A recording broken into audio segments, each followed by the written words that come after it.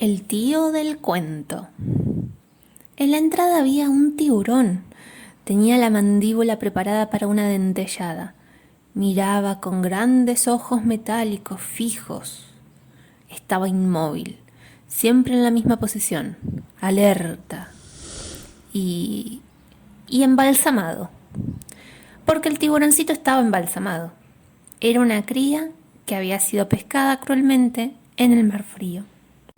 No era raro que en las boticas, como se llamaba las farmacias en aquel entonces, hubiera animales embalsamados como adorno. También había misteriosos potes con piedras y tremendos frascos de agua coloreada que brillaban en la penumbra. A Manuel le encantaba la botica del tío Ángelo. En realidad, don Ángelo Castelli era un tío lejano, puesto que estaba casado con una prima hermana de doña Pepa. Pero los Belgrano consideraban a los Castellis como de la familia. Don Ángelo había sido padrino de bautismo de Florencia, la de la cabellera como la noche. Y Manuel llamaba primo a su hijo, Juan José Castelli, con quien serían muy compinches cuando fueran grandes. Por si fuera poco, don Domenico, que había nacido de un pueblito de la Italia antigua, conversaba en italiano con don Ángelo, cuyo origen era veneciano. Las tardes eran olorosas en la botica de la calle de las Torres, esquina San Miguel. En el aire flotaba la fragancia de flores de naranjo machacadas. Un gran mueble oscuro contenía cajoncitos llenos de hierbas aromáticas. Y había venenos hediondos en cajas de cristal con llaves pequeñísimas. En aquel tiempo, los remedios se producían en las boticas. Para ello, los boticarios tenían recetas secretas anotadas en libros que guardaban en vitrinas celosamente custodiadas.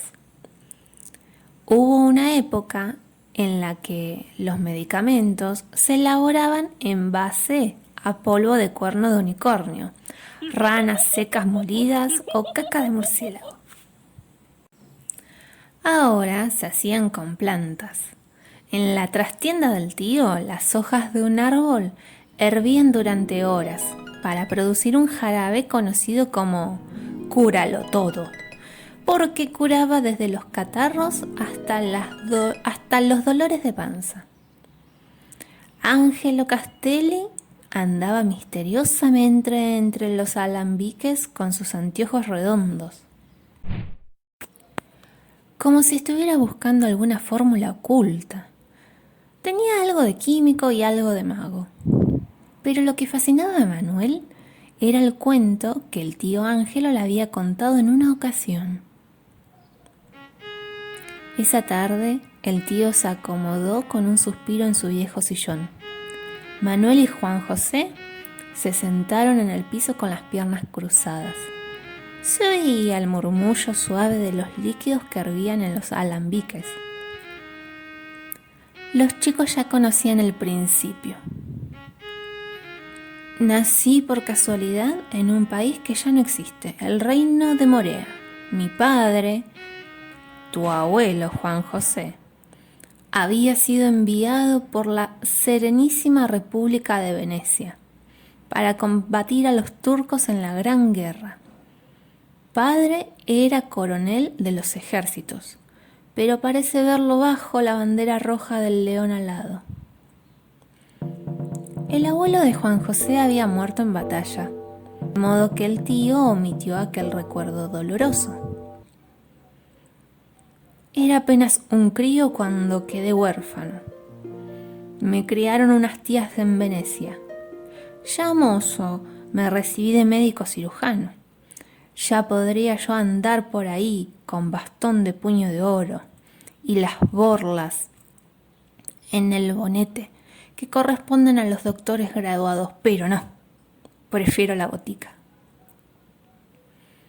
El tío Ángelo se sacó los anteojos, limpió los cristales gruesos con un paño, se los calzó nuevamente y continuó el relato.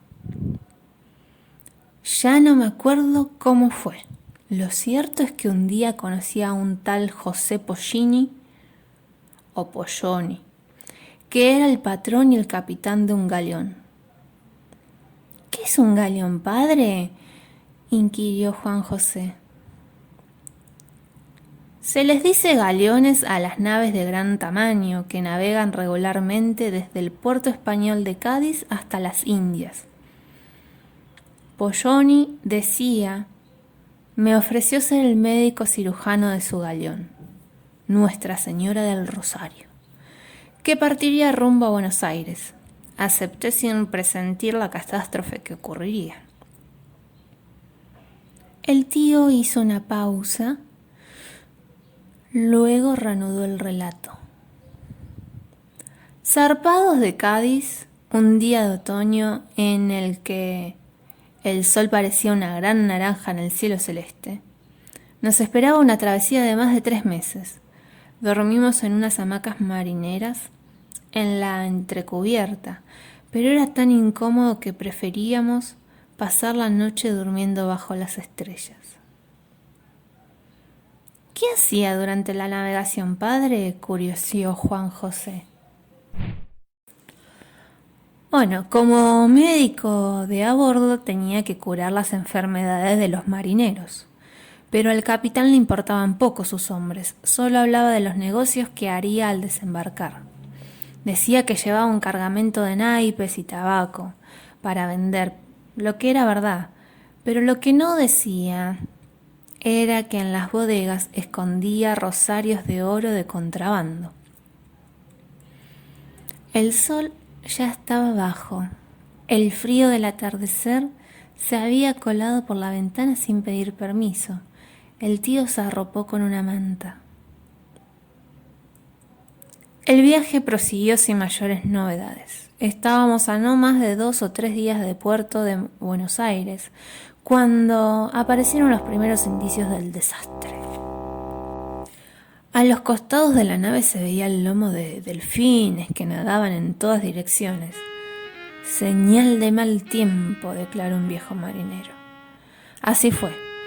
Poco después, una tempestad levantaba olas que eran más altas que el mismo barco. Las maderas crujían como si fueran a partirse. Pensé que íbamos a naufragar, pero de pronto vimos la luna rodando en el cielo estrellado. La tormenta había pasado repentinamente. Nos fuimos a dormir felicitándonos por haber sobrevivido a semejante trance. El galeón navegaba serenamente la noche y el mar, pero a eso de las 2 de la madrugada me despertó un golpe. Don Ángelo, que era un buen narrador, hizo una pausa. Después otro golpe. El barco se estremeció como un animal herido. Habíamos encallado contra un peñasco oculto por las aguas. Se hizo una larga fisura en la proa, que se ensanchaba a ojos vista hacíamos agua. En el horizonte se veía una línea fantasmal. Era la playa iluminada por la luna. Solo contábamos con un chinchorro, un pequeño bote, demasiado pequeño para evacuar a tiempo a los 300 tripulantes del galeón. Pero la costa no estaba demasiado lejos. Podíamos llegar nadando. Mientras tanto, el capitán pensaba únicamente en cómo salvar su cargamento.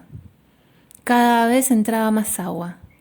Polloni dio la orden de bajar el chinchorro, pero los marineros pensaban más en saltar por la borda y nadar hasta la orilla que en otra cosa.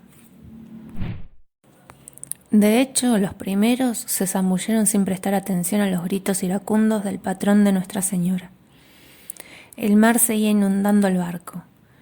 Me dirigí a la borda y antes de zambullirme yo también, eché una mirada atrás.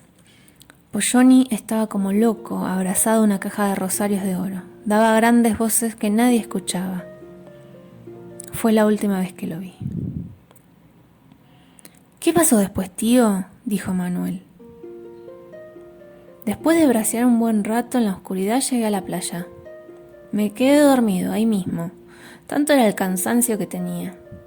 Al amanecer descubrí que habíamos naufragado en un paraje llamado de los Castillos, cerca de una aldea de pescadores de tiburones. Esos buenos hombres nos hospedaron en sus casuchas, y cuando nos fuimos me regalaron un tiburoncito embalsamado como recuerdo. ¿Este es el fin del cuento?, interrogó nuevamente Manuel. El fin del cuento es el fin de mis andanzas por el mundo. Desde aquel naufragio juré que nunca más pisaría la cubierta de un barco, de modo que me quedé en este lado del océano y puse una botica. De vez en cuando, concluyó el tío Ángelo, tengo noticias de aquella aldea de pescadores, de tiburones. Durante meses bucearon entre los restos de Nuestra Señora, buscando los rosarios de oro, pero nunca los encontraron. ¿Quién sabe si no andan por allí todavía, flotando en las aguas verdes del mar junto al capitán Polloni? Continuamos leyendo el próximo capítulo en un siguiente video.